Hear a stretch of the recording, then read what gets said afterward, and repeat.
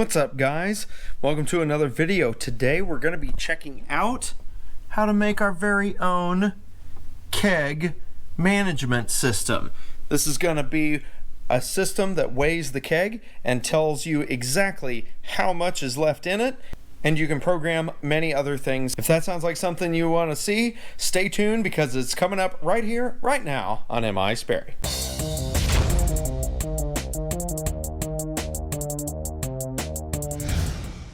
All right, so we've got the first thing we're going to have to do is we're going to have to design our scale, our system that's going to basically weigh our keg and be able to calculate how much is left in it. So to do that, we're going to come to good old Inventor here, and we will make this guy. So I got it all modeled up. So we've got a top and a bottom here. So the top, let me just show you real quick. So how I did this, great thing about plastic is you can put features in it. So let me go over here, hold on a second.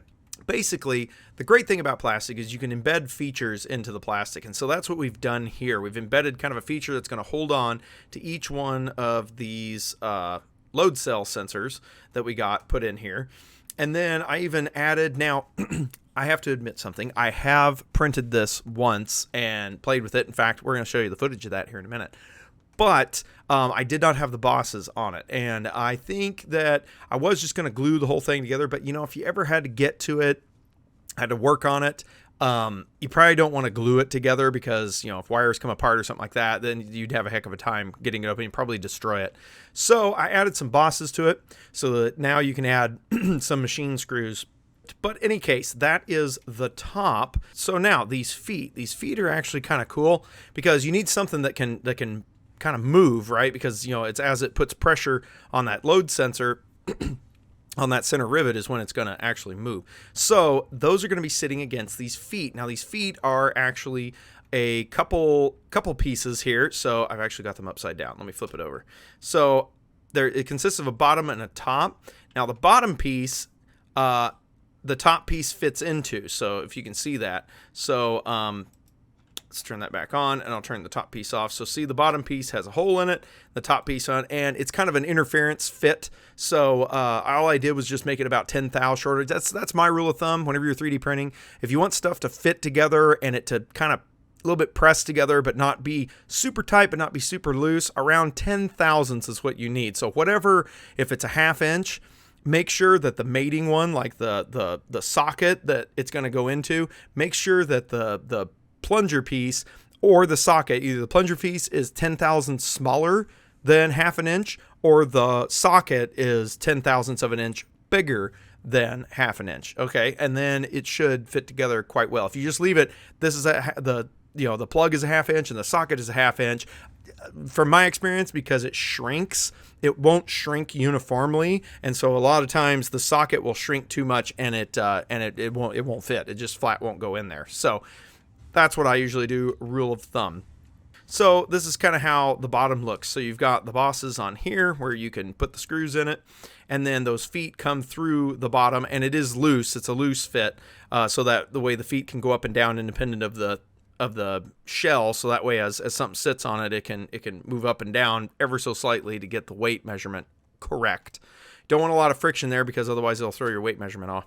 So that's how it's going to work. That way there'll be two pieces. We'll push them through and then we'll snap it together once we get everything printed out. So without further ado, let's hit the 3D printer footage, and we'll be back after we get it printed out.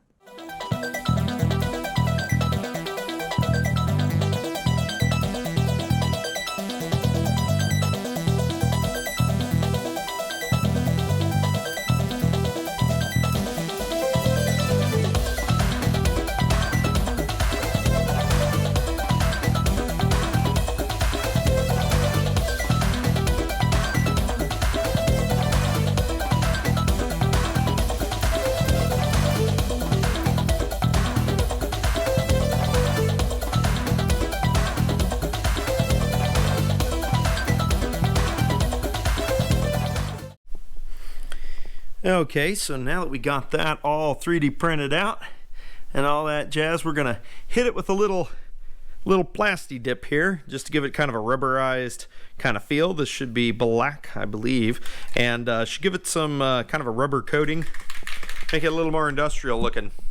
So I'm gonna go ahead and hit it with some plasti dip.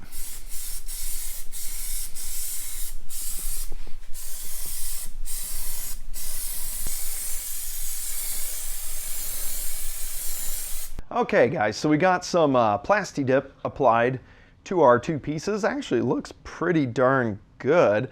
It's a little dirty on the inside, but that's okay. I had to take a drill bit and kind of drill these, drill these holes out a little bit just to make them big enough for a LED to stick through, but nothing too bad. Same thing with back here with the port, the charging port, or I guess you'd say just the power port. Looks pretty good. So now just have to put the charging port on it. I forgot to paint the feet, so I may paint them later, but the idea behind that, as you know, is to put these together, and I think these are going to work just fine. So we're going to go ahead and start maybe assembling some stuff and see how far we get.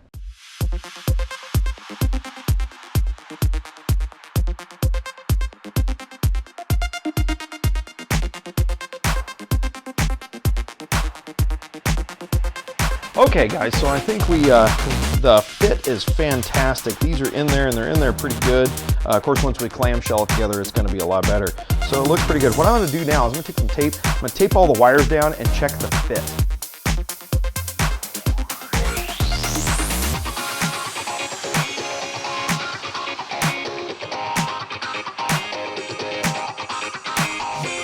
Okay, I think the fit is looking great on this. So now we just have to wire it up. And so I'm going to show you what kind of circuit board we're going to be using, and we'll be using one of these wemos D1s, and we'll put this together. So to the computer.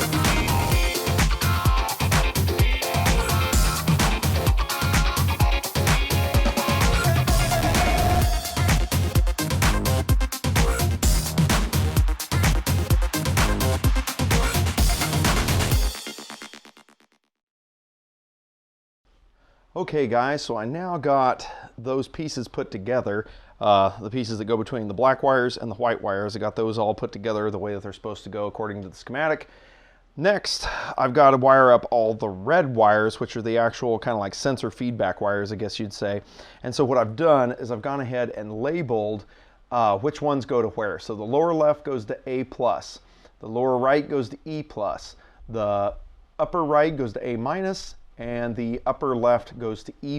So that corresponds to the chip here, this, what is it? It's the HX711, the HX711 chip that comes with this. It corresponds to those pins here. We don't use the B+ and B- pins. It's just those four. So I've already soldered up the interface between the wemos D1 and the HX711 chip.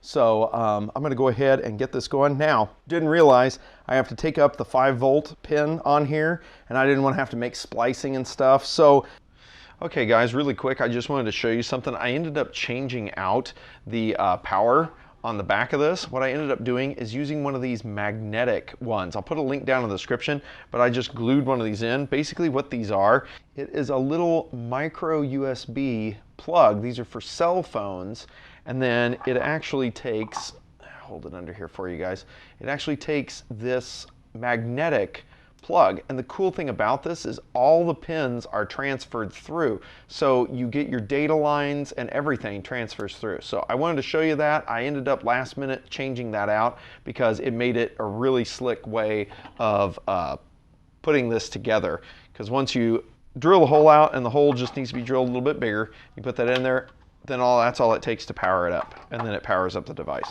So I just wanted to show you that real fast. Oh, I also need to install the LEDs as well and get those wires ran. Okay guys, so I think we got everything pretty well wired. I just reused some of the wires that we had from the lengths that we trimmed from the load cells, and used them to connect the LEDs is what I did. And then down here, let's see, we'll zoom in. We've got all of our connections made to our board down here. And there's our 3 LEDs connected on our board here. Now I haven't stuck these down. I'm probably going to use some like servo tape something like that, some servo tape or something to stick them down. But we are going to have to program this, and I'm going to program this with the ESP8266 home or ESP home information, because I want to integrate this into my home assistant, which is what we're going to be doing. So we're going to take and leave this kind of loose so I can plug the USB cord in so we can program this. So now it's to the computer for programming.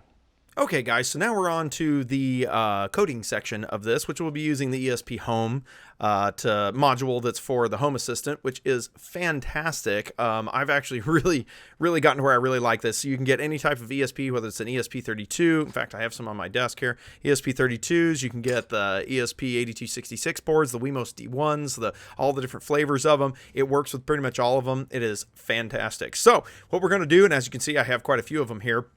You can check other links in the description, or I might put something somewhere, maybe over here or something, I don't know, that will show you some of my other videos about how to set this all up and get this going. But that's a video for another time, so we're going to look at just adding this in. So we would add a new device. Now, I have already added it here, but I'm going to take you through it.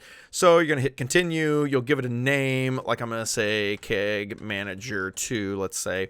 You're going to hit next. Now, since we're dealing with the wemos D1, we can actually specifically pick that board. We're going to pick a specific one. We're going to go down here to the wemos D1 and wemos D1 Mini. It's the same kind of setup. So we're going to choose that, and then we'll hit next, and it says, congratulations, you are successful. Now, from this point on, you could go ahead and install it and do the whole Wi-Fi setup using the over-the-air stuff and everything.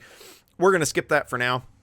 And what we're going to do is we're just going to edit it directly. So here is the pre-code that's in here that they go ahead and put in, and we'll just be adding to this. Now, I've already gone ahead and set this up, so I'm just going to go ahead and kill this one out and bring up the other code real quick. Okay, so I brought up the other code. So what we're going to do with this is that we're going to start this up and say on boot. Now, I added 3 LEDs to mine, and I'm going to show you that right now. So here is how we have wired this guy, and these schematics and all this stuff will be available in the GitHub link down below, so check it out. But anyway, we've got our what is it, the HX711 board that's here. Here is the designators for the pins. So you got E+, E-, A-, and A+. And then we've got our 3 LED indicators. And then what I've done is I've just kind of bridged them all together on the negative side and just run them through a 68 ohm resistor. And then these have to be hooked up kind of in this daisy chain way. Now, what I'm talking about when I say upper left, upper right, lower left, lower right, it's talking about like if you were to hold the device in front of you with the LEDs pointing you, right? Pointing at you, top left, top right, bottom right. Okay. Of course, you know the way the camera is, it's my right is your left, and you know what I mean. So now what we did is we're going to take and define, I'll get to what this is here in a minute. Down here, now, of course, you put in your Wi-Fi information, your SSID and your password. That's why it's got it X'd out, because I didn't put mine in. So, but you put your SSID and your password for your home Wi-Fi or whatever. I like doing Fast Connect. I use a non-broadcasted SSID. And so since it's non-broadcasted, it doesn't just inherently find whatever. So I do a Fast Connect. That way it doesn't try to search for the SSID that I put in and then connect to it. It just straight away tries to connect to it. So let's see. Down here is our sensor. Okay, so now is where we start talking about. So first we're going to create those switches for those GPIOs. So down here, I hope you guys can see this. Let me see if I can't make it bigger. Yeah, we can make this bigger. Okay. So here's our switches. So we're going to call the platform GPIO. We're going to name them, give them some IDs, and then declare the pins. So basically how I've got this set up, if I go back to this, so we've got D5, 6, and 7. So 5, 6, and 7, those are going to be my low, medium, and high. You know, basically like if all 3 are on, then we're completely full. There's no liquid being taken out of. Then we'll just do it in thirds. So that's the way we'll do our indication on it. But in any case, this is where we set up the pins. So there's 5, 6, and 7. And those are going to be separate switch types in the system. So that's why up here we're going to make sure and turn them all off on boot. just so they're initialized to a certain state. All right, next we need to tell it that it's got an HX711 sensor, which, how cool is that? It has its own library and everything, so that way you don't have to worry about noise and jumping, and it's so nice. Anyway, I really like ESP Home. Anyway, so we're going to name the platform. We're going to give the name of the value, and then we're going to tell it which pins are which. So D3 and D2 are our data and clock. And then the gain on their site, ESP Home, which is great, wonderful documentation. It says the gain of 128 is basically the channel. It defaults to 128 by default. So that's why we're calling the gain of 128. It's just the channel selection. Okay. Update interval, I put it to 5 seconds so I could see it change fairly quickly. You can make that whatever you want. And filters, I will get into more of the filters here in a second. This is how you will calibrate it. You can leave this section off and just put this section in to start with. In fact, I recommend that. Don't put this filter section in. These numbers will be different for your setup because all the chips are different, all the sensors are different, everything's just different, right? Man, it's the way things are manufactured. So it would just be this top piece is what I would recommend you putting on, and then you'll adjust the calibration during the calibration step. Okay, so once you get all that put together and you put your SSIDs and everything in, you'll hit install. It will push it to the device. Now there's a couple of different ways. I went over this in my ESP Home. I like to connect my Wemos D1 minis or whatever I'm doing directly to the server that's hosting Home Assistant. So I have a Raspberry Pi that is hosting my Home Assistant and all that stuff. So I like to plug it into the USB port of the Raspberry Pi and then hit install. And what you'll do is you'll hit install. You'll say plugged into the computer running ESP Home dashboard. That's what you'll choose. Now, I just have my Zigbee stuff plugged in from previous videos. You'll probably remember those if you've been with me for a while. You'll have another one that's called Dev TTY USB, but you'll have another option that's up here. If you don't have a Zigbee like I do, you'll just have the one option. You choose that and it will send it over that USB. Cool thing about this is if it connects properly, you got your SSID right, your password right, then you won't ever have to do that again. You can unplug it from there and then you can power it anywhere as long as you're within your network range, and then you can just do the wirelessly transfer, and it'll just transfer any new firmware updates or any code changes that you may do. It'll transfer them wirelessly over to the actual unit. That's pretty much all we're going to do for now. I'm going to power it up and we'll be right back. Okay, now that we have it online, so now we can check the logs. I'm going to say wirelessly, and we should be able to see everything going. And then here is the value. So this will update every 5 seconds for mine. Now I've already done, like I said, the calibration. What you'll do when you do your calibration is see this got value. This is the actual value that it's reading from the sensor, from the HX711 sensor. Now, it will translate that into your however many pounds that's going to be. So what you need to do is you need to find a known weight. So I would suggest getting another scale, whether that be, of course, this scale I think is a little too small. It only goes up to maybe 3 or 4 pounds. You're going to want, because this thing, the kegs are going to be pretty heavy, so you're going to want something that's fairly heavy to do this with. So something that's maybe 8 to 10, 12 pounds. I had a box of materials and stuff that I had ordered that weighed about 15 pounds or whatever. So I took that, weighed it on like a floor scale, a bathroom digital floor scale. It was about 15 pounds. So that's what I used to calibrate it with. So I left it with nothing on it to start with, and then I was getting these numbers. I took about 5 measurements. I would let 5 of these roll by, write those down, and then just average them and get an average number. Then I would put that 15-pound box on top. It's behind me. It's actually, that's why I keep pointing. It's over here on the workbench. I put that 15-pound box on it and then write down 5 more values and average those. Once you get those 2 averages, you will then come down here and you will type those in. So the average that you get for nothing on the scale, for 0, that's what you'll put the first point as. So mine was 23,529 was what mine was. And then you put the dash greater than and then 0. So that will translate to a 0. Okay. Then 137544 was my average for my 11 pounds. Sorry, I said 15, 11 pound thing that I put on there. And you know, I may need to adjust that because I know the keg full is probably more than 15 pounds, but we'll see what it is. I'll take my bathroom scale with me and I'll put it out there, and we'll put the keg on it and calibrate it that way. But this is basically what's going to get you started. Okay.